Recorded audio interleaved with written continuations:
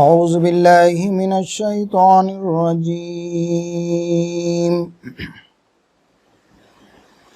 بسم اللہ الرحمن الرحیم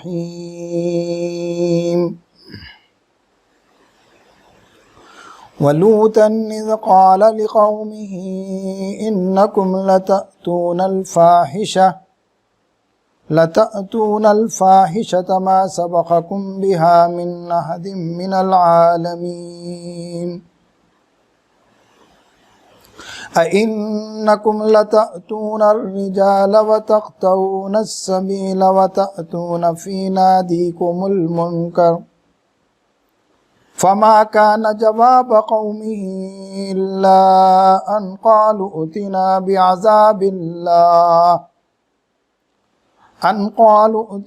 بعذاب الله إن كنت من الصادقين قال رب انصرني على القوم المفسدين ولما جاءت رسلنا إبراهيم بالبشرى قالوا إنا مهلكو أهل هذه القرية إن أهلها كانوا ظالمين قال إن فيها لوطا قالوا نحن أعلم بمن فيها لننجينه وأهله إلا امرأته كانت من الغابرين ولما أن جاءت رسلنا لوطا سيء بهم وزاق بهم زرعا وقالوا لا تخف ولا تحزن إنا منجوك وأهلك إلا امرأتك كانت من الغابرين إنا منزلون على أهل هذه القرية رجزا من السماء بما كانوا يفسقون وَلَقَدْ تَرَكْنَا مِنْهَا آيَةً بَيِّنَةً لِقَوْمٍ يَعْقِلُونَ صدق اللہ العظیم۔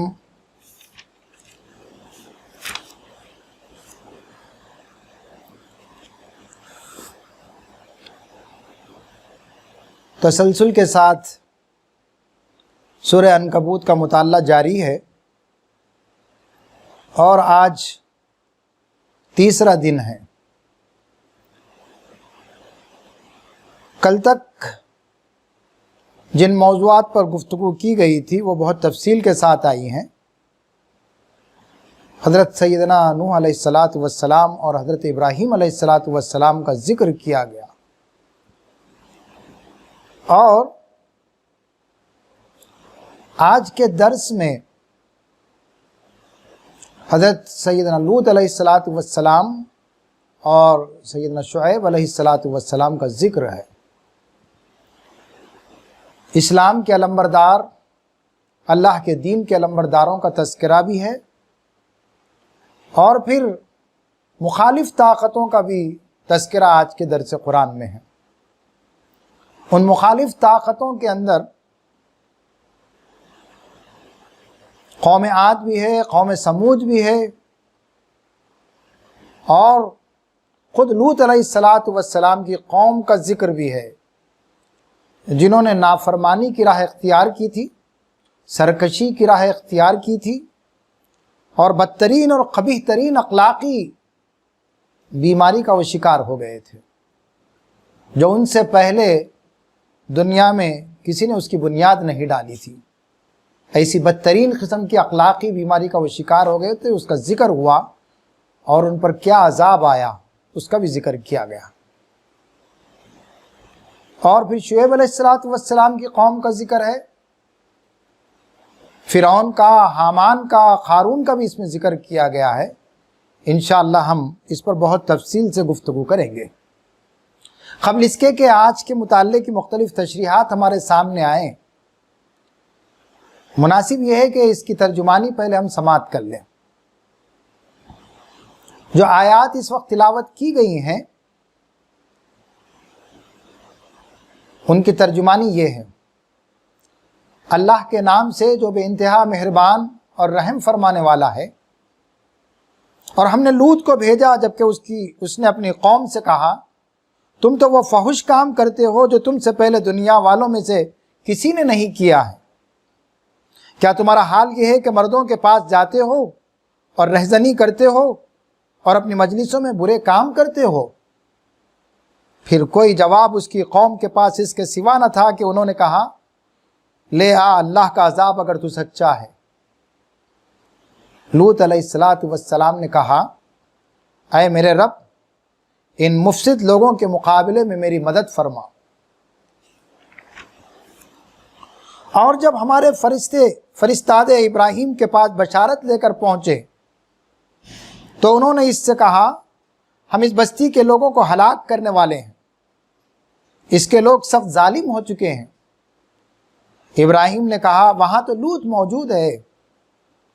انہوں نے کہا ہم خوب جانتے ہیں کہ وہاں کون کون ہے، ہم اسے اور اس کی بیوی کی سوا اس کے باقی سب گھر والوں کو بچا لیں گے۔ اس کی بیوی پیچھے رہ جانے والوں میں سے تھی۔ پھر جب ہمارے فرشتاد لوط کے پاس پہنچے تو ان کی آمد پر وہ سخت پریشان اور دل تنگ ہوا۔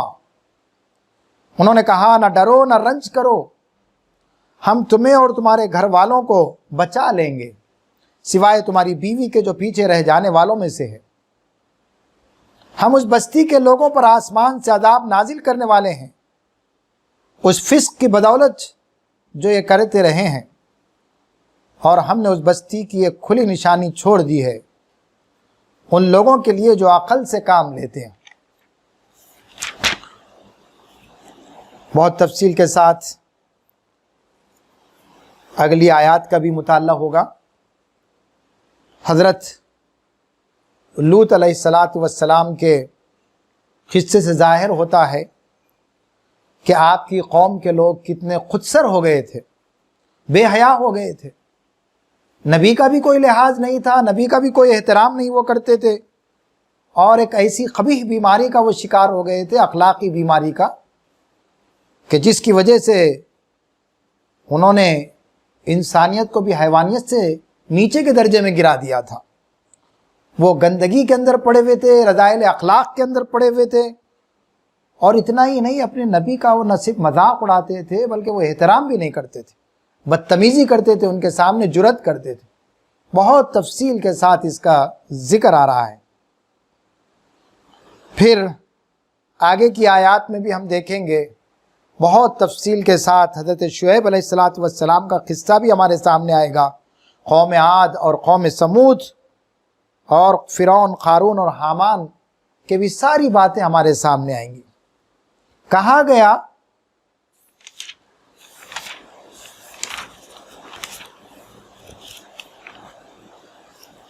ہم نے لوط کو بھیجا جبکہ اس نے اپنی قوم سے کہا تم تو وہ فحش کام کرتے ہو جو تم سے پہلے دنیا والوں میں سے کسی نے نہیں کیا ہے۔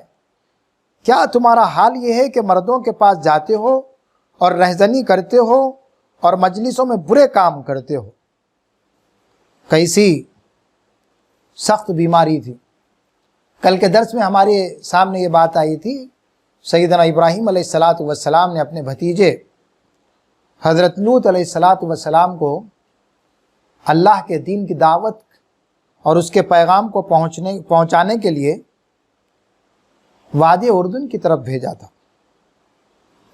حضرت لوط علیہ السلام بحر مردار کے، جس کو ہم ڈیڈ سی کہتے ہیں، کے کنارے کسی قوم کو دعوت دینے لگے اور وہیں پر آپ آباد ہو گئے۔ شہر صدوم اس کا مقام کا نام ہے، اور وہیں پر آپ نے ان لوگوں میں رشتہ داری بھی کی اور معاشی سرگرمیوں کو بھی آپ نے اپنایا تھا۔ قرآن مجید نے جگہ جگہ لوط علیہ السلام کی اس قوم کی بیماری کو بیان کیا ہے اور فرمایا کہ اس سے قبل کسی نے بھی اتنے بدترین کام کی بنیاد نہیں ڈالی تھی جو قوم لوط نے ڈالی تھی۔ وہ لوگ عورتوں کو چھوڑ کر مردوں کے ساتھ اپنی جنسی ضرورت کو مکمل کرتے تھے، اور اللہ تعالیٰ نے جو فطری نظام قائم کیا تھا اس فطری نظام کے اندر وہ بگاڑ پیدا کر رہے تھے۔ اور ان کی بدترین علامت یہ تھی کہ وہ علانیہ مجلسوں کے اندر لوگوں کے سامنے بالکل برہنہ ہو جاتے تھے اور یہ خبیث فعل انجام دیتے تھے۔ عورتوں کو چھوڑ کر مردوں کے ساتھ یہ تعلق قائم کرنا ایک گھناؤنا فعل تھا۔ ہم ان آیات کا جب مطالعہ کرتے ہیں تو ہم دیکھتے ہیں کہ آج دنیا کے اندر بالعموم مختلف ممالک کے اندر بھی ہوموسیکشولیٹی، ہم جنس پرستی، اور ہمارے اپنے ملک کے اندر بھی یہ اخلاقی بیماری سر چڑھ رہی ہے۔ وہ تمام مسائل جو انبیاء کے دور میں آئے ہیں، ناپ تول کی کمی ہو، دعوت کا انکار ہو، خدا کا انکار ہو، مذہب بیزاری ہو، اخلاقی بیماریاں ہوں، وہ سب اس وقت موجودہ حالات کے اندر بھی ہم کو نظر آتے ہیں، اور یہ امت مسلمہ کے لیے بہت ضروری ہے کہ ان چیلنجز کو ایڈریس کریں، ان چیلنجز کو اسلامی نقطہ نظر سے دنیا کے سامنے بتائیں، دعوت پیش کریں، جس طرح ان جلیل القدر انبیاء نے پیش کیا تھا۔ یہ اخلاقی بیماری ان لوگوں نے شروع کر دیا تھا۔ حضرت لوط علیہ السلام بہت ہی دل سوزی کے ساتھ، ہمدردی کے ساتھ، مروت کے ساتھ، حکمت و دانائی کے ساتھ، دعوت کے تقاضوں کے ساتھ اور نبوت کے فریضے کے منصبی ضروریات کے ساتھ اپنی قوم کو بار بار بلاتے تھے، عبادت کی طرف بلاتے تھے، اور اس بیماری کو چھوڑ دینے کی طرف آپ دعوت دیا کرتے تھے۔ اور اللہ تعالیٰ نے جو فطری نظام قائم کیا ہے، نہ صرف انسانوں میں بلکہ نباتات کے اندر بھی اور حیوانات کے اندر بھی اللہ نے یہی تو نظام قائم کیا تھا، جس نظام کو بگاڑنے کا تہیہ ان لوگوں نے کیا تھا، اور بہت دھڑلے سے کر رہے تھے، بے حیائی کے ساتھ کر رہے تھے، مجلسوں کے اندر کرتے تھے، سوسائٹی کے اندر کھلے عام کرتے تھے، اور بہت ہی ضد اور ہٹ درمی کے ساتھ کرتے تھے، اور بار بار عذاب کا بھی مطالبہ کرتے تھے، اور خود حضرت لوط علیہ السلام کی نیک کرداری کو، نیکی کو وہ عیب تصور کرتے تھے۔ آپ کے ساتھ جو اہل ایمان تھے ان کی نیکی کو بھی وہ عیب تصور کرتے تھے۔ اللہ نے یہ جو فطری نظام مرد کا، عورت کا، مذکر کا، مؤنث کا بنایا تھا، جانداروں کے اندر بھی، ہم جانوروں میں بھی دیکھتے ہیں، جانور بھی یہ حرکت نہیں کرتے، نباتات میں بھی وہی نظام بنایا تھا اللہ نے۔ ان لوگوں نے اس نظام کو توڑ دیا۔ اللہ نے جو فطری نظام کو قائم کیا تھا تاکہ نسل پہنچے، تاکہ نسل کی بقا ہو، نسل آگے بڑھے، خاندانی نظام قائم ہو، اس فطرت کو انہوں نے مسخ کرنے کی پوری کوشش کی۔ دیکھیے حضرت لوط علیہ السلام نے ان کو بار بار سمجھایا کہ جو فطری نظام قائم کیا گیا ہے اس پر تم کو چلنا ہوگا، تم سے پہلے کسی نے یہ کام نہیں کیا، بہت فحش اور بے حیائی کا کام ہے۔ لباس کو اللہ نے زینت بنایا ہے، اور جب انسان اپنے جسم سے اپنے آپ کو اپنے لباس سے محروم کر لیتا ہے تو گویا وہ خدا کے مقابلے میں بغاوت کے رویے پہ اتر جاتا ہے، فحش کام کرتا ہے۔ عریانی، بے حیائی جب کسی معاشرے کے اندر آ جاتی ہے تو اس معاشرے کو وہ چیز تباہ کر کے رکھ دیتی ہے۔ خدا سے غفلت کی کیفیت، خدا سے دوری کی کیفیت اس معاشرے کے اندر جنم لیتی ہے، اور شیطانی نظام اس دنیا کے اندر قائم ہو جاتا ہے۔ شیطان کے حربے کامیاب ہو جاتے ہیں جب انسان خدا کے قائم کیے ہوئے نظام کو توڑ دیتا ہے۔ تو یہ بھی وہی کرتے تھے، بے حیائی کا کام کرتے تھے، ڈاکے ڈالتے تھے، اور قتل و فساد کا کام انجام دیتے تھے، لوگوں کا مال لوٹ لیتے تھے، اور یہ ساری برائیاں ان کے اندر پھیل گئی تھی۔ اور اتنا ہی نہیں، یہ اپنے نبی کو بار بار کہتے تھے اور مطالبہ کرتے تھے، کیا کہتے تھے کہ لے آ اللہ کا عذاب اگر تو سچا ہے۔ کوئی ڈر اور خوف کی کیفیت ان کے اندر نہیں تھی۔ اور سچی بات تو یہ ہے کہ جو لوگ اللہ کے دین کو مان لیتے ہیں، ایمان قبول کر لیتے ہیں، ایمان کی بنیاد پر اللہ تعالیٰ کے پاس فیصلے ہوں گے۔ دیکھیں کل نوح علیہ السلام کا ذکر آیا تھا، ابراہیم علیہ السلام کا ذکر آیا تھا، لیکن خون کی بنیاد پر کوئی فیصلے نہیں ہوں گے، خاندان کی بنیاد پر نہیں ہوں گے، نسب کی بنیاد پر نہیں ہوں گے، رشتہ داری کی بنیاد پر کوئی فیصلے خدا کے پاس کل قیامت میں نہیں ہوں گے۔ نوح علیہ السلام کے بیٹے کو بھی عذاب میں پکڑ لیا گیا، کیونکہ وہ اس پیغام کو اس نے قبول نہیں کیا تھا۔ ابراہیم علیہ السلام کے والد نے بھی، آزر نے بھی اپنے بیٹے کے اس پیغام کو، اپنے بیٹے کی اس نبوت کو قبول کرنے سے انکار کر دیا تھا۔ وہ بھی سرکشوں میں تھا، باغیوں میں تھا۔ کسی نبی کے بیٹے ہونے کی وجہ سے اور کسی نبی کے باپ ہونے کی وجہ سے، اور پھر اسی طرح حضرت لوط علیہ السلام کی بیوی نے بھی اس نبوت کا، اس ایمان کا انکار کیا تھا۔ کہا گیا کہ خون کے بنیاد پر، رشتہ داری کی بنیاد پر، نسب کی بنیاد پر اللہ کے پاس کوئی فیصلے نہیں ہوں۔ حضرت لوط علیہ السلام کے ساتھ بیوی رات اور دن اٹھتی تھی، لیکن کتنی بد نصیب تھی وہ کہ اس فطری نظام کو ختم کرنے کے اندر اس نے ان مجرموں کا پورا ساتھ دیا تھا۔ آپ آگے دیکھیں گے کہ اس کی اطلاع کس نے دی تھی جب اللہ کے فرشتے حضرت لوط علیہ السلام کے سامنے خوبصورت نوجوانوں کی شکل میں آئے تھے۔ یہی وہ جاسوس تھی، یہی وہ عورت تھی جاسوس جس نے جا کر قوم کے بدترین فحش کام کرنے والوں کو اس کی اطلاع دی تھی، اس لیے اس کو بھی عذاب میں پکڑ لیا گیا۔ دیکھیے دنیا کے اندر آج بہت بڑی طاقتیں بھی قوانین بنا رہی ہیں ہوموسیکشوالٹی، اس کو آزادی کا نام دیا جا رہا ہے، فریڈم کا نام دیا جا رہا ہے کہ انسان آزاد پیدا ہوا اور آزاد رہنا چاہیے۔ یہ قیود اور حدود نہیں ہونے چاہیے جو سوسائٹی نے قائم کر لی ہے۔ خدا کا انکار، فطرت کا انکار، خدائی احکامات کا انکار اور خدا کی طاقت کا انکار، نظام فطرت کا انکار، اس کا نتیجہ قرآن مجید نے بتایا کہ کیا نکلے گا۔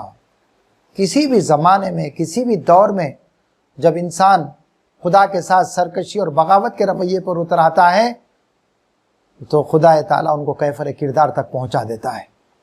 طرح طرح کی نئی نئی بیماریاں پیدا ہو جاتی ہیں، کیونکہ جب انسان فطرت کے خلاف کام کرتا ہے تو اس کی نفسیات متاثر ہو جاتی ہے، اس کے جسم کے اندر ترکیب بدل جاتی ہے، وہ غلط طریقوں سے جب اپنی ضروریات کو پورا کرتا ہے، فطرت کے خلاف کرتا ہے، تو طرح طرح کی بیماریاں اس کے اندر پیدا ہو جاتی ہیں، اخلاقی بیماریاں، روحانی بیماریاں اور جسمانی بیماریوں کا وہ شکار ہو جاتی ہے۔ نہ صرف فرد بلکہ پورا معاشرہ شکار ہو جاتا ہے۔ ایڈز کا مرض، پوری دنیا پریشان ہے، قابو نہیں پا سک رہی ہے۔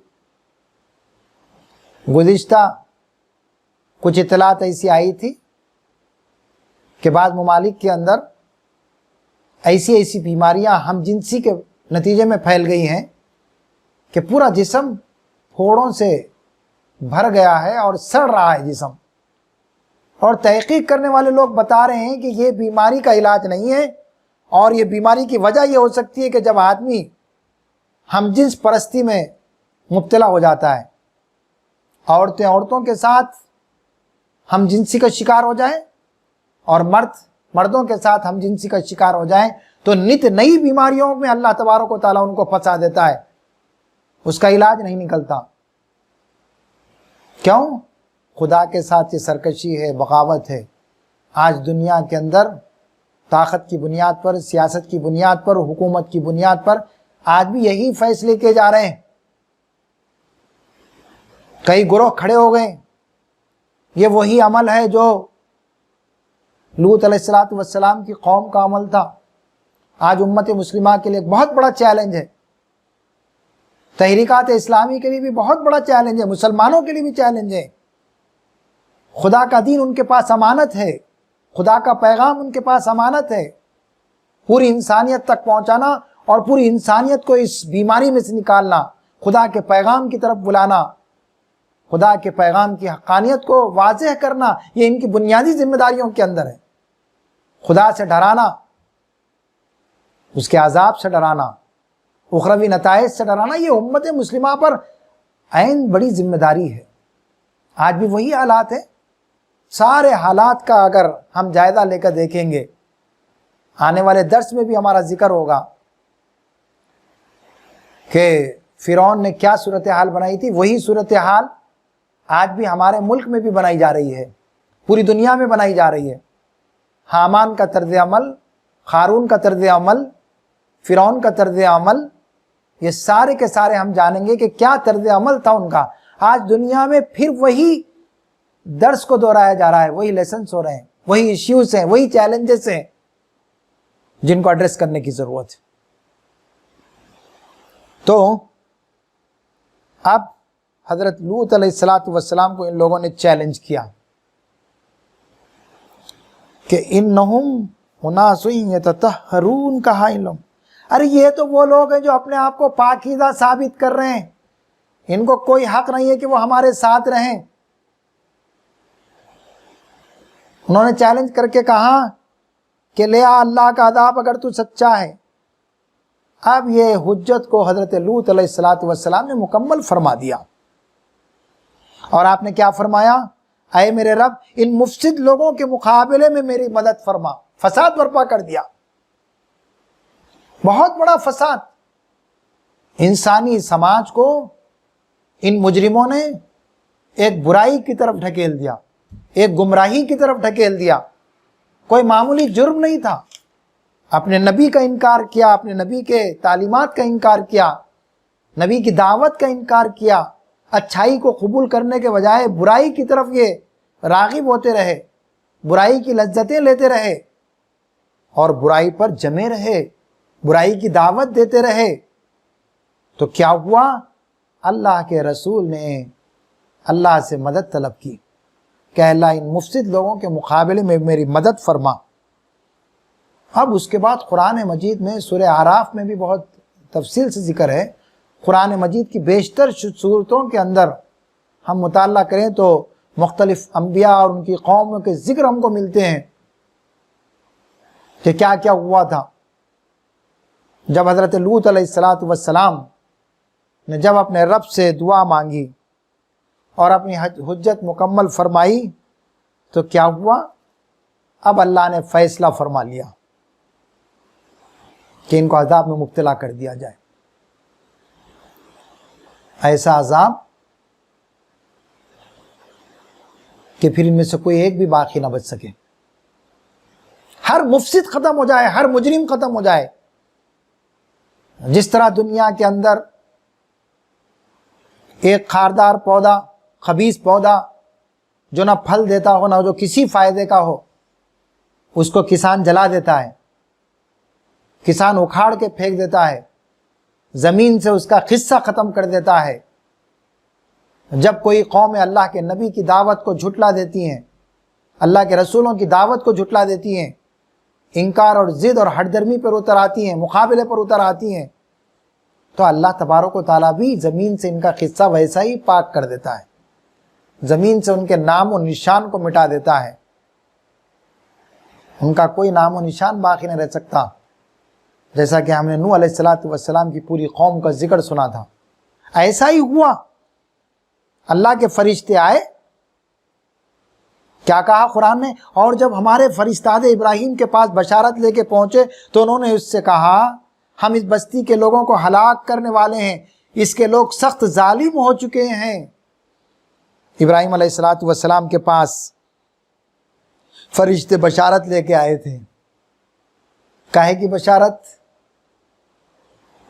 کہ جی آپ کو اولاد ہوگی اس بڑھاپے میں, بانج بیوی ہاں ضرور ہوگی، اللہ کی مشیت کے اندر ہر چیز ممکن ہے، اللہ تعالیٰ جو چاہتا ہے وہ کرتا ہے۔ بعض مفسرین نے بیان کیا ہے کہ حضرت ابراہیم علیہ السلام نے آپ لوگوں کی، ان نوجوانوں کی شکل میں آئے تھے وہ فرشتے، ان کی مہمان نوازی کرنی چاہیے، اور بکرے کو ان کے سامنے پیش کیا بھن کر، وہ کھانے نہیں لگے، آپ پریشان ہو گئے کیا بات ہے؟ انہوں نے بتایا کہ ہم ایک عذاب کو نازل کرنے کے لیے بھیجے گئے ہیں۔ ابراہیم علیہ السلام پریشان ہو گئے۔ ان فرشتوں نے بیان کیا کہ ہم اس قوم کی طرف جا رہے ہیں جو قوم لوط ہے۔ دیکھیے ابراہیم علیہ السلام کتنے نرم تھے، حلیم تھے، اواہ منیب تھے۔ قرآن مجید نے آپ کے دلی کیفیت، آپ کے مزاج اور اپروچ کو بیان کیا ہے۔ آپ مایوس نہیں ہوتے تھے۔ نبیوں کا، رسولوں کا کیا معاملہ تھا؟ انہوں نے ایک امید باندھی کہ شاید عذاب کو روک لیا جائے تو وہ قوم پھر بھی پلٹ سکتی ہوگی۔ آپ نے فرمایا اس قوم میں تو لوط علیہ السلام بھی ہیں۔ تو فرشتوں نے کہا، کیا کہا؟ ہم خوب جانتے ہیں کہ وہاں کون کون ہیں، ہم کو معلوم ہے۔ بعض مفسرین نے لکھا کہ لوط علیہ السلام وہاں پر موجود ہیں، کیسے عذاب آئے گا؟ اہل ایمان بھی ہیں، یہ دونوں مطالب اس کے اندر ہیں۔ تو فرشتوں نے کہا کہ ایسا تو نہیں ہوگا کہ جو اہل ایمان ہیں، مومنین ہیں، ان پر بھی عذاب نازل ہوگا۔ ہم بچا لیں گے، لوط کو بھی بچا لیں گے، اور ان کے ساتھ جتنے اہل ایمان ہیں ان کو بھی بچا لیں گے، گھر والوں کو بچا لیں گے، سوائے اس کی بیوی کے۔ لہذا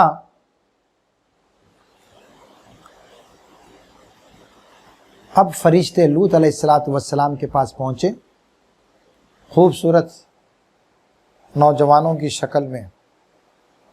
قرآن نے کہا کہ جب لوط علیہ السلام کے پاس یہ فرشتے پہنچے تو وہ بہت سخت پریشان اور تنگ دل ہو گئے۔ انہوں نے کہا کہ نہ ڈرو اور نہ رنج کرو۔ آپ یہ سوچنے لگے کہ میں ان کو ٹھہراؤں گا تو یہ لوگ بدتمیزی کریں گے، اور اگر نہ ٹھہراؤں تو بھی بدتمیزی کریں گے۔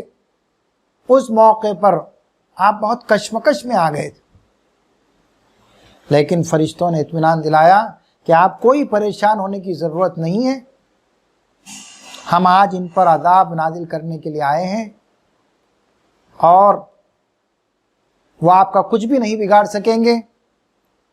اللہ تعالیٰ کا حکم ہوا حضرت لوط علیہ السلام کو کہ رات اس بستی کو چھوڑ کے باہر نکل جائیں۔ وہ نکل گئے اہل ایمان کے ساتھ، اور یہ بھی حکم تھا کہ بیوی کو کوئی اطلاع نہ کی جائے۔ جب نکل گئے تو اللہ تبارک و تعالیٰ نے بہت ہی زبردست قسم کا عذاب ان پر نازل کیا۔ بعض مفسرین نے لکھا ہے کہ حضرت جبرائیل علیہ السلام نے پوری بستی کو اٹھا کر اوپر تک نیچے پٹک دیا، اور ایک ایک پتھر اللہ تبارک و تعالیٰ نے ایسا بنایا جن پر ان سب کا نام اور نشان تھا کہ وہ پتھر کس کے اوپر برسنے والا ہے۔ بارش ہوئی پتھروں کی، اس میں سے کوئی بھی نہیں بچ سکا، اور ایک اچانک زبردست قسم کا زلزلہ بھی آیا، پوری بستی کی بستی اس میں تباہ کر دی گئی، کوئی ایک بھی نہیں بچا، کوئی مفسد نہیں بچ سکا۔ آج بھی اس علاقے کا نام بحر مردار ہے، ڈیڈ سی ہے۔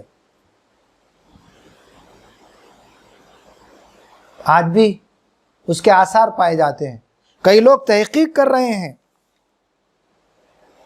وہاں پر جو جھیل ہے وہ انتہائی پانی سے ڈھکی ہوئی ہے، دنیا کا سب سے نچلا ترین حصہ ہے وہ، وہاں پانی کی جھیل ہے بہت بڑی،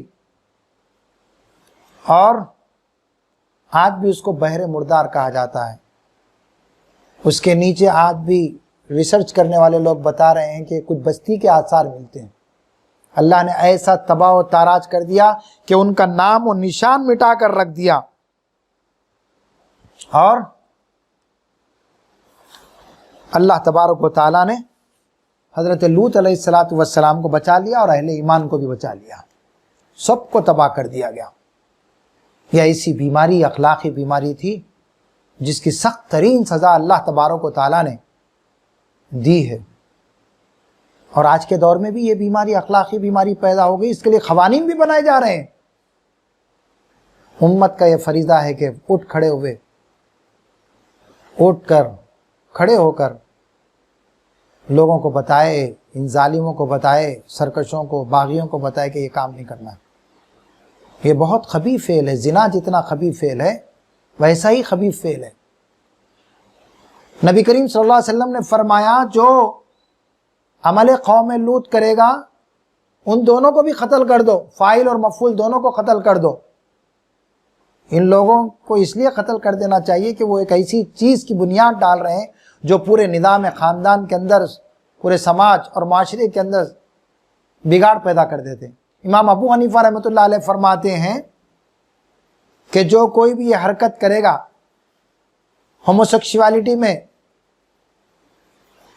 مبتلا ہوگا، اس کو کسی اونچے مقام سے نیچے گرا دو اور اس پر پتھروں کی بارش کرو کہ اس کی یہی سزا ہے۔ بعض فقہاء نے لکھا ہے کہ جو کوئی بھی یہ حرکت کرے گا اس کو رجم کر دو، شادی شدہ ہوگا، اگر وہ کنوارا ہوگا تو اس کو 100 کوڑے مارے جائیں۔ بعض علماء نے لکھا ہے کہ ایسی حرکت کرنے والوں کو دیوار کے بیچ میں رکھ کر چن دیا جائے، دیوار اٹھا دی جائے ان کے اوپر۔ یہ ہمارے درس کے پہلے حصے کا یہاں پر اختتام ہوا ہے۔